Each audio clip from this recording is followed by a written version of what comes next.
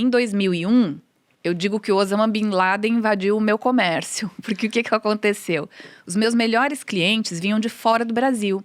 Eu tinha uma cliente paraguaia que vinha e gastava muito. E ela trazia dólar, ela trazia dinheiro. Então, ela já me encomendava um monte de coisa. Olha, eu tô indo para São Paulo, eu quero isso, quero aquilo. E fazia a compra para a paraguaia. Ganhava muito dinheiro com ela, né? Tinha um cliente que vinha do Equador, que também trazia dólar. Eu me lembro que aquele cliente... Primeira vez que ele entrou na loja, eu falei, gente, quem é esse cara cafona com essa pochete horrível? Já no ano 2000, pochete não era fashion. Já tinha saído de moda. E eu, gente, o que é aquilo? Aí a minha vendedora falou assim, cala a boca, que aquilo tem dinheiro, ele traz dinheiro dentro da pochete. Ai, gente, pochete maravilhosa, desse lado, eu achei sensacional. E realmente, ele trazia assim, ele tinha um cinto enorme, que era dólar pra tudo quanto é lado. Que loucura. E ele comprava muito, né? Só que o que aconteceu? A paraguaia me liga, lá pro dia 6 de setembro de 2001, e fala, eu estou indo aí no dia 12, então preciso que você compre tudo. E me mandou uma lista. Eu comprei tudo que a mulher queria. Só que... No 11 de setembro, fecha tudo.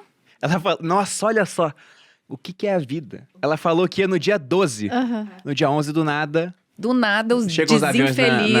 Osama Bin Laden. Tem uma parábola bíblica que explica bem essa situação aí, que é a parábola do filho pródigo. Ele pede a herança antecipada pro pai, fala, pai, me dá a minha parte da herança que eu quero curtir a vida. Ele pega essa parte, vai para uma terra distante e vai gastar com prazer, com mulher, com bebida, com amigo, sem saber que uma grande fome estava vindo sobre a terra. Então o problema não foi dele ele gastar, é que não tinha como ele se levantar, porque a fome já estava instalada. Então é isso aí, você tem que ter cuidado, porque você não sabe o dia de amanhã. Às vezes você... a Bíblia também diz assim, ó, não diga que você vai para aquela cidade ou outra no outro dia fazer negócio, porque você não sabe o que vai acontecer na sua vida amanhã. Então, eu sou um cara de muito da fé, assim, porque eu já experimentei que se você for só na métrica, tudo pode desandar. Como isso aí, não, tá tudo certo, ela vai me pagar, Tava é certo, de confiança A e mulher tal. trazia dinheiro, gente. Como Exatamente. assim? Não era cheque pré-datado, né? Que era o comum da época. Não era nota promissória. Ela me pagava à vista. E eu precisava daquele dinheiro Ela era alto uma ótima à vista. cliente, então. Era melhor que eu tinha. Essa e o equatoriano da pochete, gente, eles arrebentavam. E aí, o que acontece? Eu precisava do dinheiro dela, porque como eu comprava quase à vista e vendia muito a prazo, eu precisava daquele dinheiro para Equilibrar. Tapar os buracos. Então, aquilo já estava vendido, já estava certo. E aí, o que estava certo, né? Eu me lembro até que foi a ex-dona da loja que ligou para mim um dia, porque eu comprava coisas dela, ela abriu também uma confecção, e eu comprava umas coisas dela. E naquela época o celular era muito ruim, né? O sinal era horroroso. E aí eu me lembro que ela me ligou e falava assim, Patrícia, não sei o quê, caiu um avião, lá, não sei o quê, no Enter. E eu dizia, gente, caiu um avião no Play Center? Como assim? O que eu tenho a ver com isso? Porque ela queria dizer que ela não ia poder me entregar a mercadoria que eu já tinha vendido. Uma parte dela eu já tinha vendido. E aí eu dizia, gente, e daí que caiu um helicóptero no Play Center? Eu não tenho nada a ver com isso. Quando eu fui ver, tinha acontecido a questão lá das Torres Gêmeas, né? Eu falei, gente, isso não tem nada a ver comigo. Fui em Nova York, o que eu tenho que ver com o que está acontecendo? Quem é o Bin Laden? Eu não tô nem aí. Mas isso afetou muito o meu negócio, porque os meus clientes pararam de vir, tanto de fora, quanto de outros estados brasileiros, porque todo mundo ficou assim, o que vai acontecer? E daí, né? Eu tava na 7ª série. Eu lembro bem desse dia, assim. E você sabe que aconteceu uma coisa muito engraçada, que o meu marido, ele é fotógrafo. Na época, ele dava aula de fotografia na Escola Pan-Americana de Arte. E ele estava dando aula quando aconteceu isso, e uma aluna dele começou a gritar no celular, e ele falava, o que está acontecendo? O que está acontecendo? Ela tinha sido avisada por alguém que tinha acontecido, que tinha caído a primeira torre, e ela ligou para um parente dela que trabalhava na outra torre, falando, sai daí que caiu um avião. E ela salvou a vida do parente, que loucura, gritando na sala. Então, quando ele conta isso, eu digo, pois é, a tua aluna salvou a vida do outro e eu morri, né? Naquele dia, financeiramente morri. A gente visitou o museu do 11 de setembro lá em Nova York, e assim que você entra, tem uma gravação falando assim, eu estava lavando louça, eu estava no trabalho. Porque meio que todo mundo que viveu lembra. Eu também me lembro. Onde estava. Eu estava vendo Dragon Ball Z na Rede Globo e de repente o desenho foi interrompido. E começou. Mas esse ponto que você falou do 11 de setembro Tem até um paralelo com a sua história. Porque o negócio de você estava indo bem e, de repente, um acontecimento em outra parte do globo afetou pra Isso aí. caramba o negócio de vocês. No teu caso, foi a guerra de Israel. E o no seu aumento do caso, dólar. e levou ao aumento do dólar. E no seu caso, foi a questão do 11 de setembro. Que também Foi. provocou, na época, um aumento do dólar. Porque nessa hora, ninguém sabe o que vai acontecer. Então, os E aí eu investidores... devia super mais. Exatamente, eles tiram dinheiro de mercados emergentes, como o Brasil, com medo. Se todo mundo tá pegando real, trocando por dólar e levando embora, o preço do dólar dispara aqui. Eu não tinha a menor ideia a respeito dessas coisas, né? Eu não tinha ideia nenhuma de que isso ia me afetar. Só que isso me afetou. E aí, o que acontece? Eu não conseguia fechar a loja, porque eu tinha dívidas. Aí, eu já tinha passado da época de carência, já estava devendo muito dinheiro. Eu descobri que a loja, apesar de ser minha, não era minha. Porque eu não podia fechar e ir embora. Eu dizia, não, olha, eu vou fechar. Eu dizia, não, você não pode fechar, você só pode fechar depois que você pagar isso, aquilo e aquele outro. E aí eu descobri uma outra coisa que foi o meu fundo de poço geral, que para que eu alugasse aquela loja, a minha mãe foi fiadora. E nós tínhamos, olha isso, meu avô deixou para nós uma vila de casas onde morava toda a minha família. Era apenas uma escritura. E esse imóvel, essa escritura, era o fiador da minha loja. Você quase que despejou sua família. Todo mundo, simplesmente todo mundo ia estar na rua. E aí eu sentei com a administradora do shopping e ela falou assim, como se estivesse falando qualquer coisa. Ela falou, olha, eu vou executar aqui esse imóvel, então, que não sei o que. Executar? O que é executar? Que imóvel? Como assim?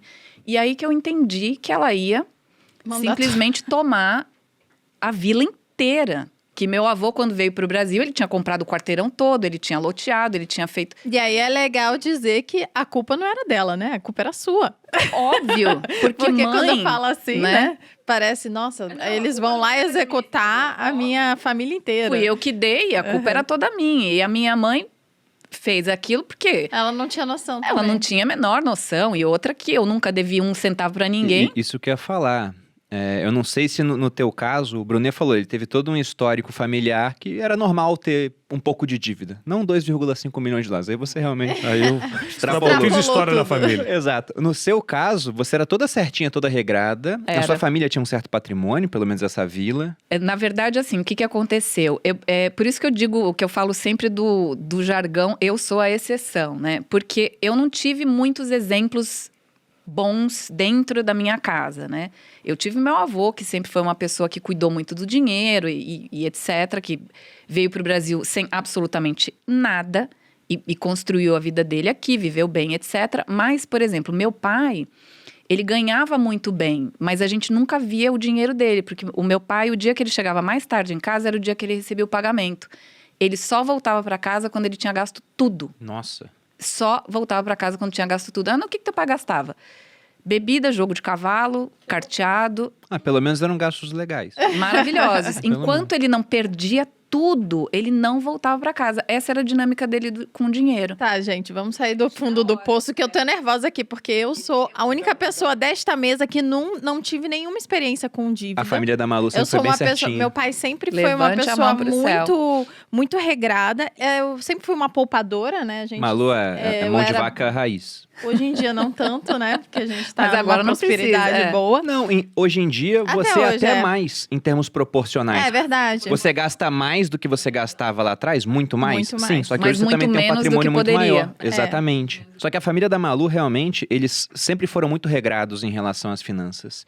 E a minha família, quando a Malu conheceu, falou, nossa, a família do Bruno tem dinheiro. Porque minha avó morava no Leme, no Rio Que de eles Janeiro. viviam além das Pontinha de possibilidades. Copacabana. Só que não, né? Tinha um comércio na época que era um restaurante, então tinha mais propriedades, tinha alguns imóveis, só que gastava também bastante. Para minha avó era totalmente comum. Como? Era tipo... Na verdade, era normal, era comum, mas não deveria ser normal, né? Ela também fazia dívida, se não tinha nenhum consignado caindo, então tinha espaço para ter algum, entendeu? Minha mãe também tinha um histórico de dívida muito grande. Eu lembro que os meus pais, nos idos de 90 e pouco, quando ninguém tinha celular, eles tinham. Custava uma Não nota, sei né? pra Nossa. quê, era eles e o Abílio Diniz Falar com o celular quem, naquela gente? época. Né? Tava Não falando tinha nem com pra quem ligar. Exatamente. Então, eu também, em casa, eu tive um exemplo de descontrole financeiro. E aí, eu quis sair o contrário daquilo. Aí, comecei a ser muito mais regrado com finanças. Mas quanto que foi o fundo do poço em tamanho de dívida, no final das Então, contas? em tamanho de dívidas, passou um pouquinho de 150 mil dólares, porque eu entrava... Quando eu consegui, né? Quando eu entendi que eu ia perder o imóvel onde toda a minha família morava, eu quase dei um tiro na cabeça. Literalmente Você mesmo. chegou a pensar em coisas assim? Eu cheguei a programar, esse que é o medo, Nossa. né? Eu era muito racional, assim, não tinha assim, eu vou me dar um tiro. Não, gente, como é que eu vou fazer? Eu tinha um último cartão, era o cartão número 5, ainda não estava estourado, o limite que eu tinha, eu comprava um 38, ponto. Eu dizia, se eu comprar um 38, de repente o cara me dá meia dúzia de bala, eu preciso só de uma. Então era tudo muito calculado. Chegou nesse nível de desespero. Chegou nesse nível, eu sabia onde eu ia, eu sabia onde eu ia comprar, eu sabia para quem vendia sem você ter documento, né? Então tava tudo muito calculado. E aí que eu caí na real, porque eu falei, gente, olha o que eu estou planejando, né? Falei, como assim? Olha o que eu estou planejando. Porque eu dizia, a minha família vai perder, né? Vai todo mundo pro meio da rua, mas eu não vou ver. Como é que eu vou ver? Eu acho que essa era a pior parte, porque não era só você. Essa era a pior parte. E o valor daquele imóvel era infinitamente superior ao que eu devia. Mas não interessa. Eu não tinha como dizer, não, eu vou pagar a dívida ou eu vou recuperar esse imóvel. Complicado. Era absurdo. Então, esse foi a pior coisa. E aí você percebe que você não tem mais amigo, né? Você percebe que ninguém quer falar contigo. Você vê as pessoas inventando um monte de situação a seu respeito, né? E é muito ruim mesmo, ameaça, enfim, é bem complicado.